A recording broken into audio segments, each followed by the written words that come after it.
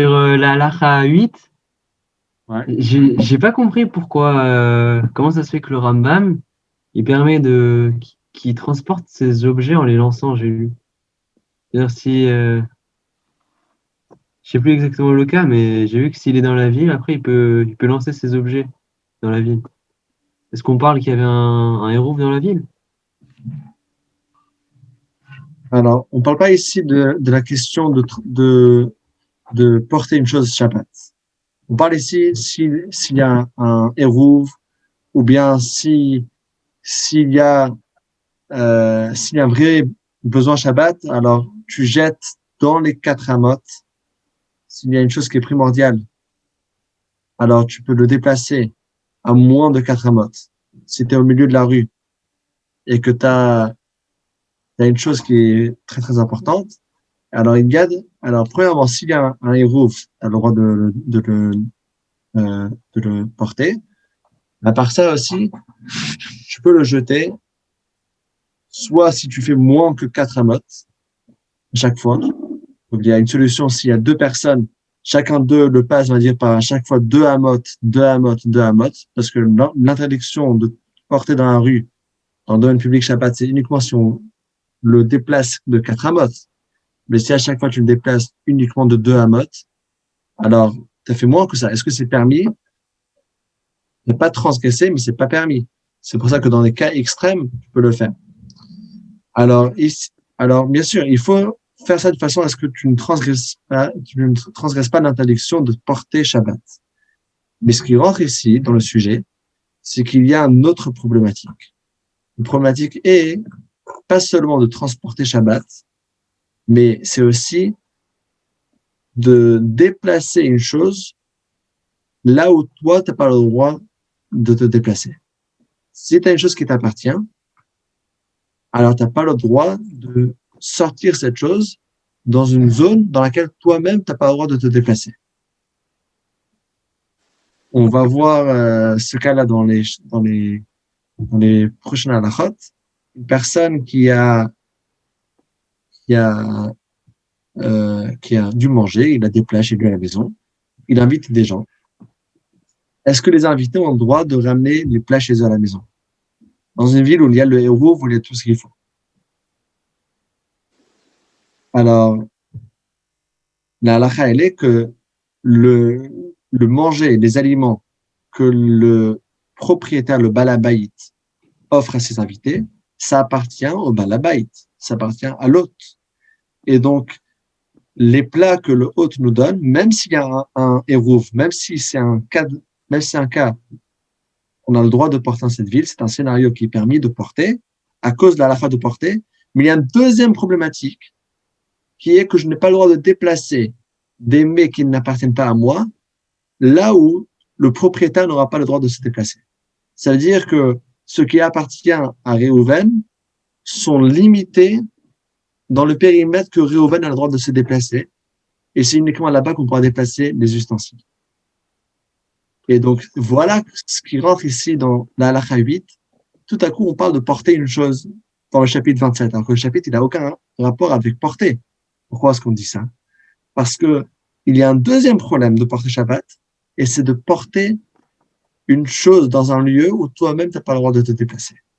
Et c'est ça ce qu'il dit. Celui qui a commencé le compte à rebours de 2000 amas, et il est arrivé en plein milieu de la ville. Alors lui, il a déjà fini. Il ne peut pas se déplacer plus que 2000 amas. Alors lui, il ne pourra pas se déplacer plus loin. Mais est-ce qu'il pourra jeter un de ces objets plus loin? Alors on dit, ça sera permis, il pourra jeter euh, un objet plus loin. Alors, dans le sens simple de cette halakha-là, on parle d'une ville qui a le Hérouv, et donc on élimine le problématique numéro un de transporter dans le domaine public, mais il y a toujours le problématique numéro 2 qui est un nouveau problématique. C'est pour ça que c'est une très bonne question, comme ça on a bien développé ce sujet, qu'on n'a pas le droit de déplacer des objets là où les propriétaires de l'objet ne pourront pas se déplacer. Et c'est ce qui dit que l'exception, c'est justement ça. C'est que si le propriétaire il avait le droit d'arriver jusqu'à la moitié de la ville, alors il est arrivé, lui, il ne pourra pas se déplacer plus loin. Mais ces objets qui sont avec lui, qui sont déjà dans la ville avec permission, il pourra les jeter plus loin.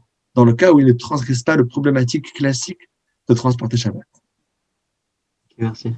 Et est-ce que, si on peut relier ça, est-ce que avec Yom Tov, c'est aussi un problème de porter dans un endroit où on peut pas aller? C'est-à-dire, c'est comme Shabbat? Oui. Alors, tout à fait. Ce problème-là, le problématique, on parle ici du Troum Shabbat, c'est pour Shabbat et c'est pour Yom Tov de ne pas se déplacer en dehors du Troum. Et donc, Yom Tov, on a le droit de transporter des choses. Il n'y a pas le problématique numéro 1, mais il pourrait y avoir le problématique numéro 2. Donc, il faut attention de ne pas juste donner une chose d'une personne à l'autre. Alors, est-ce qu'il est très courant, ce problématique numéro 2, le Troum? Le Troum n'est pas très courant. Pourquoi? Parce qu'on va voir notamment déjà dans le chapitre 28, donc ce sera demain, dans Hachem, on va voir comment est-ce qu'on définit exactement la ville. Et on va voir que dans la majorité des cas, dans la vie courante de tous les jours, on ne sort pas du Troum. Prends une ville habitée comme Genève. Alors, tu peux parcourir toute la ville, tu es dans la ville. Le Troum, c'est en dehors de la ville. C'est depuis que tu sors de la ville. Mais où est-ce que tu sors de la ville de Genève? Est-ce que c'est juste Genève-Ville et pas genre Conche, Chêne-Bougerie? Non, parce que puisqu'il y a des maisons partout, alors finalement, tout le Grand Genève, pratiquement, c'est inclus dans la ville.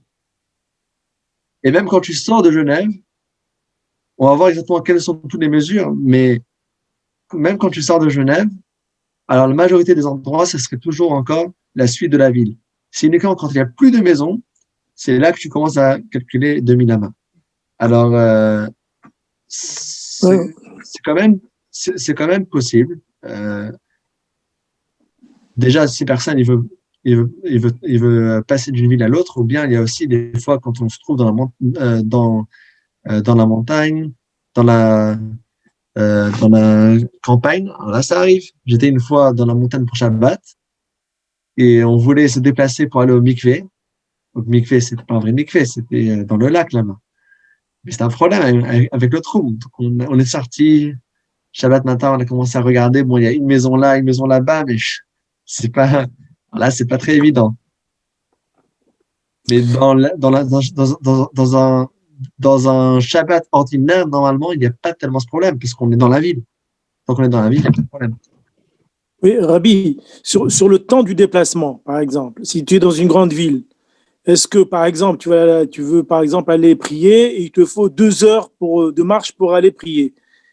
Donc, si tu fais 2 heures aller, 2 heures retour, ton Shabbat, tu vas la passer en marchant, quoi. Je veux dire, bon, est-ce que le temps intervient aussi ou bien c'est uniquement la longueur qui intervient, la distance qui intervient? Très, très bonne question. C'est une question qui est tellement bonne que le Rambam lui-même, il a voulu préciser la réponse.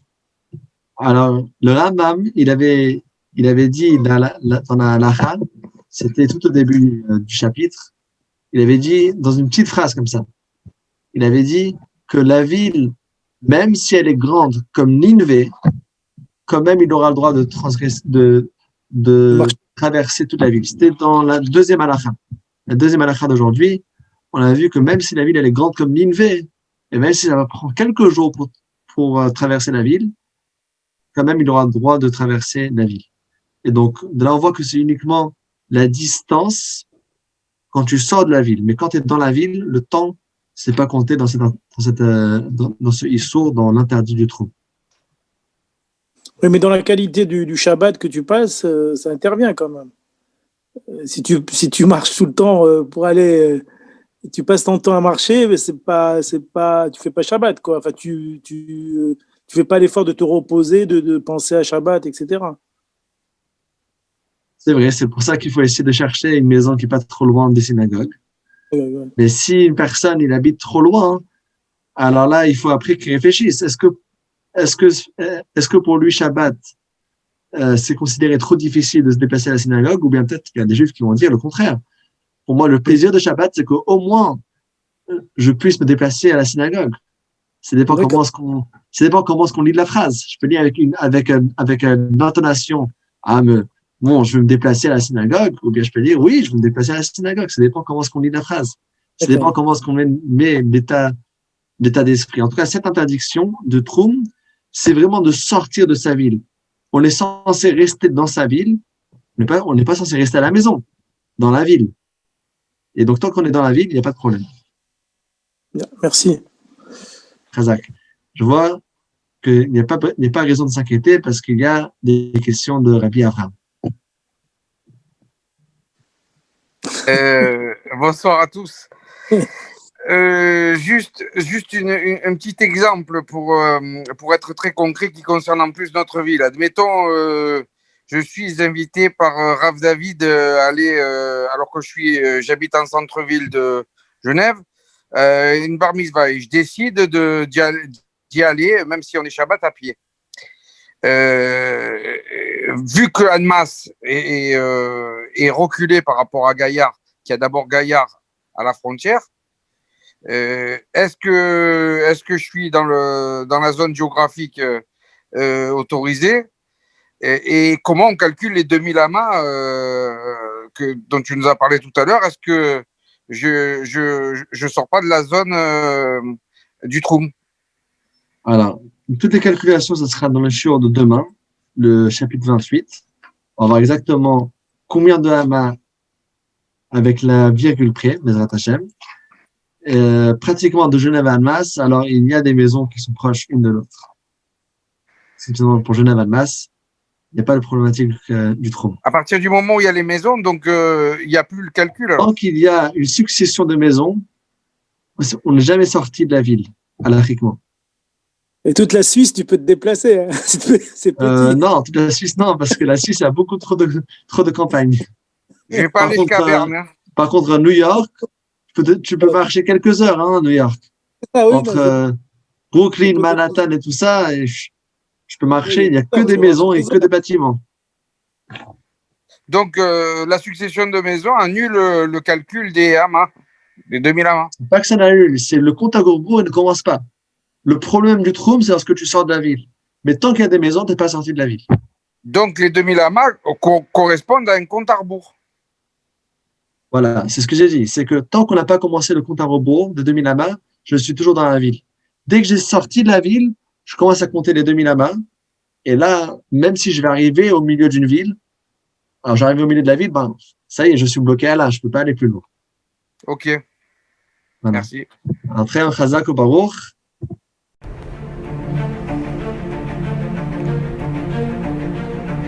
Et si connaître toute la Torah était possible, plongez-vous dans les joyaux de la Torah. Étude du Rambam, le Maïmonide, cours de qualité par des rabbins francophones aux 4 coins du globe. Un chapitre chaque jour, à raison de 20 minutes, pour finir en moins de 3 ans l'apprentissage de la Torah. Relevez le challenge, tous les soirs en direct à 20h30 ou 21h30 heure israélienne. Nos cours sont accessibles à tout moment, YouTube, Facebook et sur notre site torah24.com.